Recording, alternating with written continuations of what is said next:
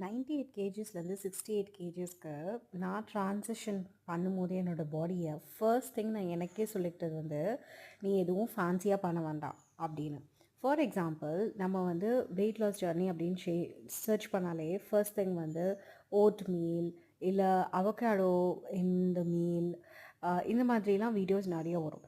So அதை பார்த்துலாம் fascinate ஆகாமல் நம்ம இந்தியன் மீலில் எவ்வளோ சூப்பர்பாக வெயிட் லாஸ் பண்ணலாம் அப்படின்றது தான் என்னோடய ஃபர்ஸ்ட் இன்டென்ஷனாக இருந்துச்சு. ஏன்னா அட்வைசபிள் திங் என்னென்னா லோக்கல் ஃபுட் வந்து it's very good for your body.